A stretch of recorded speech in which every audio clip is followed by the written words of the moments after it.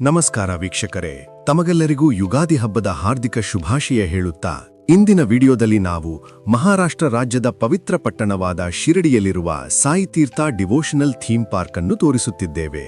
ಸಾಯಿ ತೀರ್ಥವು ಪೂಜ್ಯ ಸಂತ ಸಾಯಿಬಾಬಾ ಅವರಿಗೆ ಸಮರ್ಪಿತವಾದ ಭಾರತದ ಮೊದಲ ಡಿವೋಷನಲ್ ಥೀಮ್ ಪಾರ್ಕ್. ಸಾಯಿ ತೀರ್ಥವು ಭಕ್ತಿ, ತಂತ್ರಜ್ಞಾನ ಮತ್ತು ಮನರಂಜನೆಯ ಪರಿಪೂರ್ಣ ಸಂಯೋಜನೆಯಾಗಿದೆ. 4 ಕಸ್ಟಮ್ ನಿರ್ಮಿತ ವಿಶ್ವದರ್ಜೆಯ ಥೀಮ್ ಆಕರ್ಷಣೆಗಳು ತಮ್ಮ ಭವ್ಯತೆ, ನಾವೀನ್ಯತೆ ಮತ್ತು ವಿವರಗಳಿಗೆ ಗಮನ ನೀಡುವ ಮೂಲಕ ಸಂದರ್ಶಕರನ್ನು ಬೆರಗುಗೊಳಿಸುತ್ತವೆ. ಸಾಯಿ ತೀರ್ಥ್ ಅನ್ನು 2018ರಲ್ಲಿ ಮಾಲ್ಪಾನಿ ಗ್ರೂಪ್ ಸ್ಥಾಪಿಸಿತು. ಇದು ಭಕ್ತಿ ಮತ್ತು ತಂತ್ರಜ್ಞಾನ ಮತ್ತು ಮನರಂಜನೆಯನ್ನು ಸಂಯೋಜಿಸುವ ಆಧುನಿಕ ಅದ್ಭುತಗಳಲ್ಲಿ ಒಂದಾಗಿದೆ. ಸಾಯಿ ತೀರ್ಥ್ ಥೀಮ್ ಪಾರ್ಕ್ ಸಾಯಿಬಾಬಾ ದೇವಾಲಯದಿಂದ ಕೆಲವೇ ನಿಮಿಷಗಳ ದೂರದಲ್ಲಿದೆ. ಸಾಯಿ ತೀರ್ಥ್ ಪಾರ್ಕ್ ಬೆಳಿಗ್ಗೆ 10 ಗಂಟೆಯಿಂದ ಸಂಜೆ 6 ಗಂಟೆಯವರೆಗೆ ತೆರೆದಿರುತ್ತದೆ ಮತ್ತು ಈ ಪಾರ್ಕ್ ನೋಡಲು ಸುಮಾರು 4 ಗಂಟೆಗಳು ಬೇಕಾಗುತ್ತದೆ. ಇಲ್ಲಿ ಕಾರ್ ಮತ್ತು ಬೈಕುಗಳಿಗೆ ಪೇಯ್ಡ್ ಪಾರ್ಕಿಂಗ್ ವ್ಯವಸ್ಥೆ ಕೂಡ ಇದೆ ಮತ್ತು ಬ್ಯಾಗೇಜ್ ಕೌಂಟರ್ನಲ್ಲಿ ನೀವು ನಿಮ್ಮ ಬ್ಯಾಗುಗಳನ್ನು ₹50 ಪಾವತಿಸಿ ಇಡಬಹುದು. ಸಾಯಿ ತೀರ್ಥ್ ಪಾರ್ಕ್ ಒಳಗೆ ಶೋಗಳ ಫೋಟೋ ಮತ್ತು ವಿಡಿಯೋ ತೆಗೆಯುವುದು ನಿರ್ಬಂಧಿಸಲಾಗಿದೆ. ಸಾಯಿ ತೀರ್ಥ್ ಥೀಮ್ ಪಾರ್ಕ್ನ ಪ್ರಮುಖ ಆಕರ್ಷಣೆಗಳು ನೋಡೋದಾದ್ರೆ: 1. ಜಯಂಟ್ ಥಿಯೇಟರ್, ಸಬ್ಕಾ ಮಾಲಿಕ್ ಏಕ್ ಶೋ. 2. ದ್ವಾರಕಾಮಾಯಿ ವಿಶ್ವದರ್ಜೆಯ ಆನಿಮ್ಯಾಟ್ರಾನಿಕ್ಸ್ ಮತ್ತು ರೊಬೋಟಿಕ್ಸ್ ಶೋ. 3.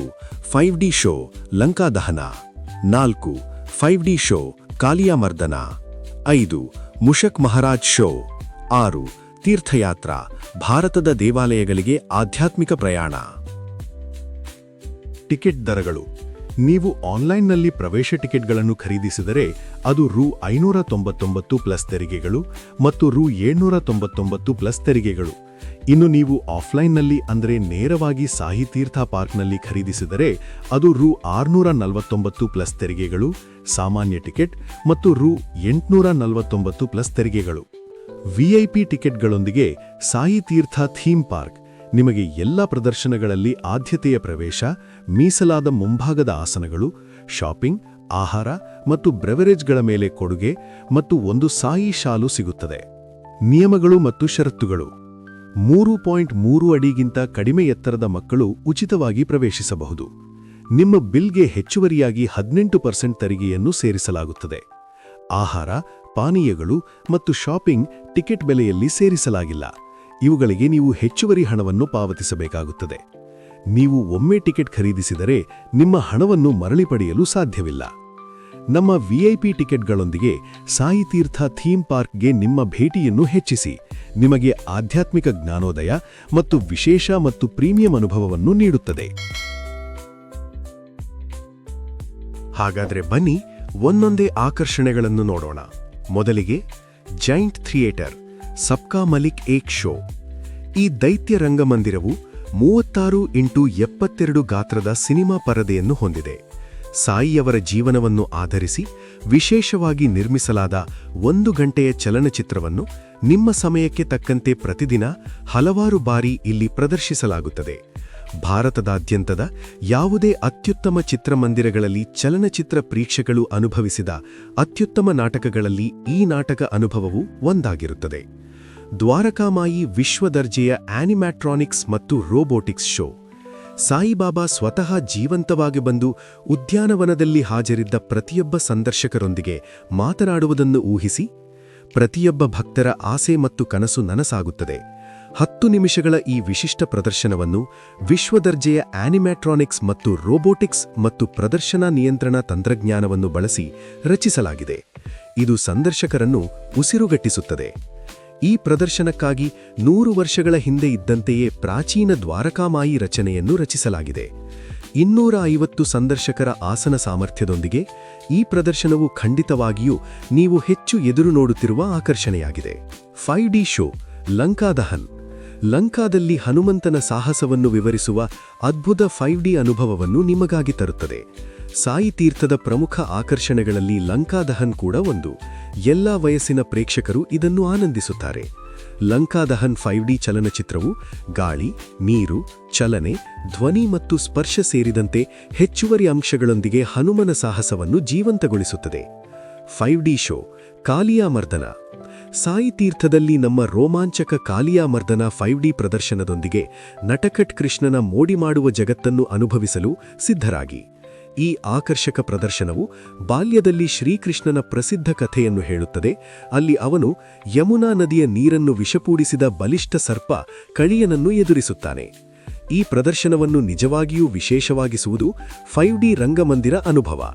ಇದು ನೀವು ನೋಡುವ ವಿಷಯವಲ್ಲ, ನೀವು ಆಕ್ಷನ್ನ ಭಾಗವಾಗಿದ್ದೀರಾ ಎಂದು ನಿಮಗೆ ಅನಿಸುತ್ತದೆ.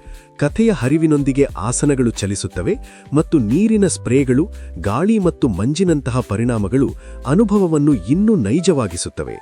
ಕೃಷ್ಣ ಕಳಿಯನೊಂದಿಗೆ ಹೋರಾಡುತ್ತಿದ್ದಂತೆ ರಂಗಮಂದಿರವು ನಡುಗುತ್ತದೆ ಮತ್ತು ನೀವು ಆಕ್ಷನ್ನ ಪ್ರತಿಯೊಂದು ತಿರುವು ಮತ್ತು ತಿರುವನ್ನು ಅನುಭವಿಸುವಿರಿ. ದೃಶ್ಯಗಳು ಬೆರಳುಗೂಲಿಸುವ 3Dನಲ್ಲಿವೆ, ಹಾಗಾಗಿ ಕೃಷ್ಣ ನಿಮ್ಮ ಮುಂದೆ ಇದ್ದಾನೆ ಎಂದು ಭಾಸವಾಗುತ್ತದೆ. ಮುಷಕ ಮಹಾರಾಜ್ ಶೋ. ಸಾಯಿ ತೀರ್ಥದಲ್ಲಿ ಮುಷಕ ಮಹಾರಾಜರೊಂದಿಗೆ ದೈವಿಕ ವಿನೋದ ಮತ್ತು ದುಷ್ಕೃತ್ಯದ ಜಗತ್ತಿಗೆ ಹೆಜ್ಜೆಯಿಡಿ. ಗಣೇಶನ ಪವಿತ್ರ ಆರತಿ ಕಿ ಥಾಲಿ ಕಾಣೆಯಾಗಿದೆ ಮತ್ತು ಗಣೇಶನ ಧೈರ್ಯಶಾಲಿ ಮತ್ತು ಬುದ್ಧಿವಂತ ಸಂಗಾತಿ ಮುಷಕ ಮಹಾರಾಜರು ಎಲ್ಲದರ ಕೇಂದ್ರದಲ್ಲಿದ್ದಾರೆ. ಆದರೆ ಇಲ್ಲಿ ತಿರುವಿದೆ. ಅವರದನ್ನು ಹಿಂದಿರುಗಿಸಲು ಸಿದ್ಧರಿಲ್ಲ. ಅವರು ಏನು ಮಾಡುತ್ತಿರಬಹುದು? ಈ ಅಂತರಂಗದ ಕುಟುಂಬ ಸ್ನೇಹಿ ಪ್ರದರ್ಶನವು ಎಲ್ಲಾ ವಯಸ್ಸಿನ ಅತಿಥಿಗಳಿಗೆ ಸೂಕ್ತ. ಅತ್ಯಾಧುನಿಕ ಆನಿಮ್ಯಾಟ್ರಾನಿಕ್ಸ್ಗಳನ್ನು ಒಳಗೊಂಡಿರುವ ಮುಷಕ ಮಹಾರಾಜರು ಜೀವಕ್ಕೆ ಬಂದು ಪ್ರೇಕ್ಷಕರೊಂದಿಗೆ ನೈಜ ಸಮಯದಲ್ಲಿ ಸಂವರ್ತಿಸುತ್ತಾರೆ. ಅವರ ಹಾಸ್ಯಪೂರ್ಣ ಕಮೆಂಟ್ಗಳು ಮತ್ತು ತಮಾಷೆಯ ಹಾಸ್ಯದೊಂದಿಗೆ ಕಾಣೆಯಾದ ಆರತಿ ಕಿ ಥಾಲಿಯ ರಹಸ್ಯವನ್ನು ಬಗೆಹರಿಸಲು ನೀವು ಒಟ್ಟಿಗೆ ಕೆಲಸ ಮಾಡುವಾಗ ಅವರು ಎಲ್ಲರನ್ನೂ ನಗುವಿಸುವಂತೆ ಮತ್ತು ಊಹಿಸುವಂತೆ ಮಾಡುತ್ತಾರೆ. ಈ ಪ್ರದರ್ಶನವು ವಿನೋದ, ಆಶ್ಚರ್ಯಗಳು ಮತ್ತು ಭಕ್ತಿಯಿಂದ ತುಂಬಿದ ಮರೆಯಲಾಗದ ಅನುಭವವನ್ನು ನೀಡುತ್ತದೆ. ನೀವು ಸಾಯಿ ತೀರ್ಥದ ಜಗತ್ತಿನಲ್ಲಿ ಧುಮುಕಿ ಭಗವಾನ್ ಗಣೇಶ ಮತ್ತು ಅವರ ಪ್ರೀತಿಯ ಮುಷಕನ ತಮಾಷೆಯ ಕಥೆಗಳೊಂದಿಗೆ ಸಂಪರ್ಕಿಸುತ್ತೀರಿ. ಹಾಗಾಗಿ ನಿಮ್ಮ ಕುಟುಂಬ ಮತ್ತು ಸ್ನೇಹಿತರನ್ನು ಒಟ್ಟುಗೂಡಿಸಿ ಮತ್ತು ಈ ಅನನ್ಯ ಸಾಹಸದಲ್ಲಿ ಮುಷಕ ಮಹಾರಾಜರೊಂದಿಗೆ ಸೇರಿಕೊಳ್ಳಿ. ನೀವು ಅವನಿಗೆ ಥಾಲಿಯನ್ನು ಸಮಯಕ್ಕೆ ಹಿಂದಿರುಗಿಸಲು ಸಾಧ್ಯವಾಗುತ್ತದೆಯೇ? ಕಂಡುಹಿಡಿಯಲು ಒಂದೇ ಒಂದು ಮಾರ್ಗವಿದೆ. ಈ ಸಂತೋಷಕರ ಪ್ರದರ್ಶನವನ್ನು ಮಿಸ್ ಮಾಡಿಕೊಳ್ಳಬೇಡಿ. ಸಾಯಿ ತೀರ್ಥದಲ್ಲಿ ಪ್ರತಿಯೊಬ್ಬರೂ ಚಿಕ್ಕ ಮಕ್ಕಳಿಂದ ಹಿಡಿದು ವೃದ್ಧರವರೆಗೆ ಎಲ್ಲರೂ ಭೇಟಿ ನೀಡಿ ಇಲ್ಲಿನ ಎಲ್ಲ ಆಕರ್ಷಣೆಯನ್ನೂ ವೀಕ್ಷಿಸುತ್ತಾರೆ ಮತ್ತು ತಮ್ಮ ಕುಟುಂಬ ಹಾಗೂ ಮಕ್ಕಳೊಂದಿಗೆ ಆನಂದಿಸುತ್ತಾರೆ ಮತ್ತು ಪ್ರತಿ ಕ್ಷಣವನ್ನು ಅಮೂಲ್ಯವಾದ ನೆನಪುಗಳಾಗಿ ಪರಿವರ್ತಿಸಿಕೊಳ್ಳುತ್ತಾರೆ. ಪ್ರವೇಶ ಟಿಕೆಟ್, ಪಾರ್ಕ್ನ ಸಮಯ, ಆಹಾರ ಮತ್ತು ಬ್ರೆವರೇಜ್ಗಳು, ಇತರ ಆಕರ್ಷಣೆಗಳು ಮತ್ತು ಗೂಗಲ್ ಸ್ಥಳದ ಮಾಹಿತಿಯನ್ನು ಡಿಸ್ಕ್ರಿಪ್ಷನ್ ಹಾಕಿರುತ್ತೇನೆ. ಸಾಯಿ ತೀರ್ಥ ಥೀಮ್ ಪಾರ್ಕ್ ಶಿರಡಿ ಭೇಟಿಗೆ ವಿಭಿನ್ನ ಆಧುನಿಕ ಆಯಾಮವನ್ನು ನೀಡುತ್ತದೆ. ಇದು ತಾಂತ್ರಿಕ ಕಥೆ ಹೇಳುವಿಕೆಯೊಂದಿಗೆ ಆಧ್ಯಾತ್ಮಿಕ ಪ್ರಯಾಣಕ್ಕೆ ಪೂರಕವಾಗಿದೆ. ಮತ್ತು ಕೊನೆಯ ಆಕರ್ಷಣೆ ತೀರ್ಥಯಾತ್ರಾ. ಭಾರತದ ದೇವಾಲಯಗಳಿಗೆ ಆಧ್ಯಾತ್ಮಿಕ ಪ್ರಯಾಣ. ಸಾಯಿ ತೀರ್ಥ ತೀರ್ಥಯಾತ್ರೆಯನ್ನು ಭಾರತದಾದ್ಯಂತ ಮನಸೆಳೆಯುವ ಪ್ರಯಾಣವನ್ನಾಗಿ ನಿಮಗೆ ತರುತ್ತದೆ. ದೇಶದುದ್ದಗಲಕ್ಕೂ ವ್ಯಾಪಿಸಿರುವ ವಿಭಿನ್ನ ದೇವಾಲಯಗಳನ್ನು ವೀಕ್ಷಿಸಿ. ನೀವು ಪ್ರತಿಯೊಂದು ಸ್ಥಳಗಳನ್ನು ತಲುಪಿದಾಗ ಆ ಸ್ಥಳದ ಕುರಿತು ಆಡಿಯೋ ಪ್ಲೇ ಆಗುತ್ತದೆ. ಬನ್ನಿ, ಮೂಲ ಆಡಿಯೋದೊಂದಿಗೆ ತೀರ್ಥಯಾತ್ರೆಯನ್ನು ಪ್ರಾರಂಭಿಸೋಣ. नमस्कार। भारतवर्ष के प्रमुख तीर्थ स्थलों की यात्रा में आपका स्वागत है। आज हम उन अद्भुत मंदिरों का दर्शन करने जा रहे हैं जिनका निर्माण आज से सदियों पहले हमारे पूर्वजों ने किया था। तो आइए इस यात्रा का प्रारंभ महानगरी मुंबई से करते हैं। पूरे देश से यहाँ लोग आते हैं और ये नगरी किसी को नाराज नहीं करती। गेटवे ऑफ इंडिया, भारत का ये प्रवेश द्वार इस समुद्र के तट पर 100 से भी ज्यादा सालों से खड़ा है।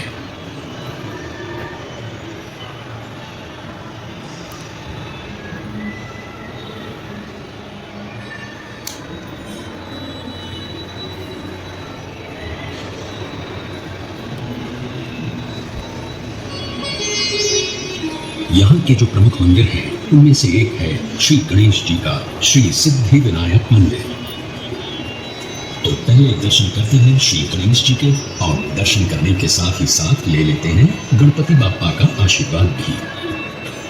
इस मंदिर का निर्माण श्रीमती देवबाई पाटिल ने 16 नवंबर सन 1801 में करवाया था। ये मंदिर और ये देवता यहाँ आने वाले किसी भी श्रद्धालु को निराश नहीं करते और सबकी मनोकामना पूरी करते हैं।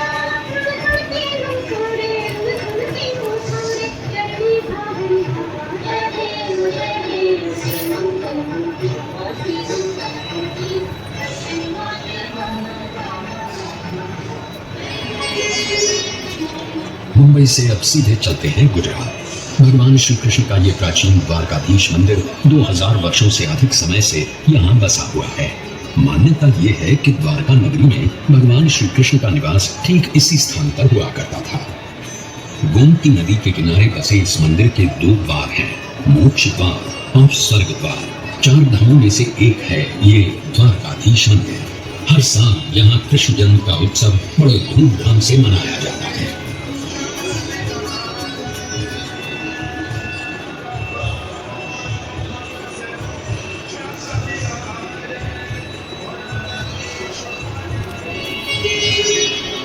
अब हमारी यात्रा नर्मदा के उस पार उत्तर दिशा में होगी। हम वाराणसी नगरी से होते हुए दर्शन करने जाएंगे 4 धामों में से एक और धाम श्री केदारनाथ जी के।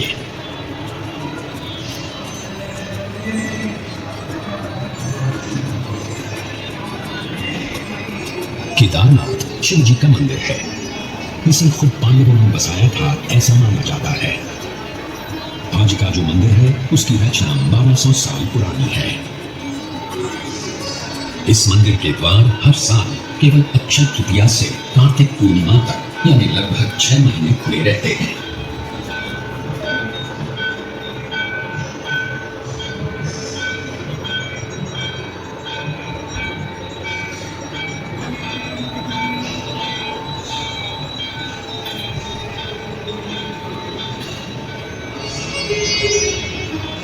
हिमालय के गढ़वाल क्षेत्र की पहाड़ियों में बसा बद्रीनाथ जी का मंदिर भी लगभग 3000 वर्ष पुराना है।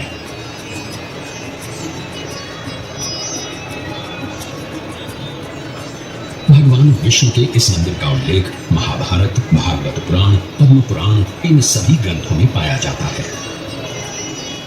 तो आइए दर्शन करते हैं श्री बद्रीनाथ जी के।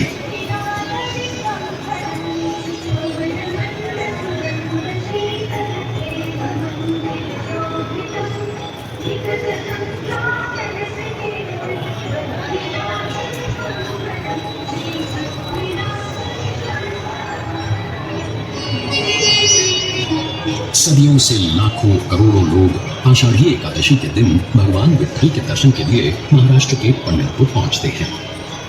भगवान विट्ठल की इस वारी को कौन नहीं जानता।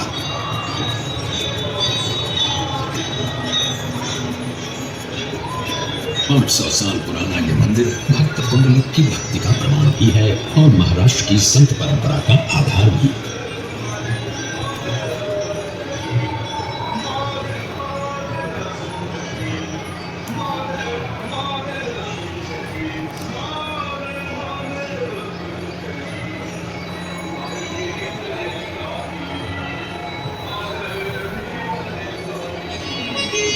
महाराष्ट्र से अब सीधे चलते हैं जिंदा दिल पंजाब के स्वर्ण मंदिर में।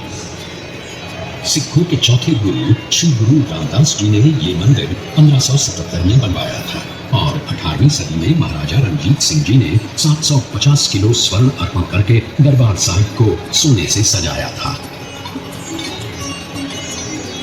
ये अकाल तख्त है और ये है गुरु ग्रंथ साहिब। वाहे गुरु जी का खालसा, वाहे गुरु जी दी फतेह, जो बोले सो निहाल, सत श्री अकाल।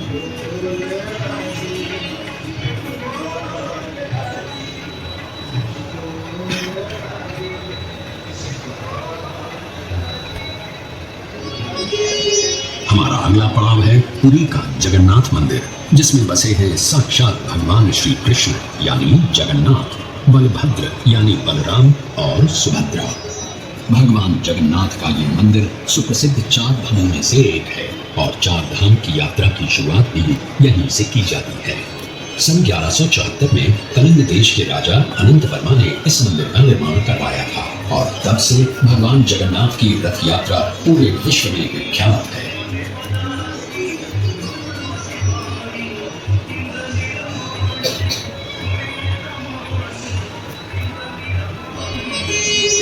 अब चलते हैं दक्षिण भारत के मीनाक्षी मंदिर की ओर।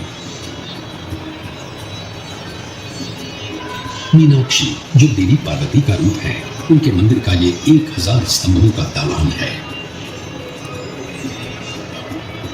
2500 वर्ष पुराने इस मंदिर के 50 मीटर ऊंचे 14 गोपुरम वास्तुशिल्प के सौंदर्य का प्रतीक हैं।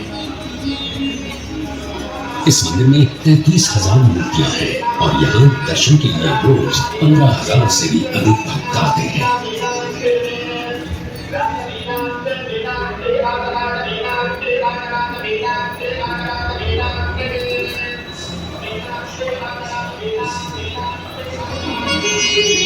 आंध्र प्रदेश के चित्तूर की ये पहाड़ियां हमें पहुंचाएंगी भारत के सबसे प्रसिद्ध मंदिर तिरुपति बालाजी के दर्शन के लिए। 1700 साल पुराना ये मंदिर हमारे प्राचीनतम मंदिरों में से एक है। इस मंदिर में संस्कृत, तेलुगु, तमिल और कन्नड़ भाषाओं में इतिहास बताने वाले 640 शिलालेख हैं और 70,000 से भी अधिक भक्त यहाँ प्रतिदिन श्री बालाजी का दर्शन करने आते हैं। तो आइए हम भी श्री बालाजी के दर्शन करके उनका आशीर्वाद प्राप्त करते हैं।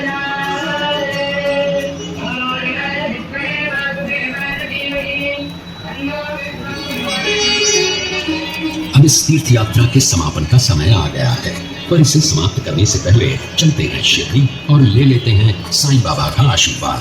यही वो 100 साल पुरानी शिरडी है, हमारे साईं की शिरडी।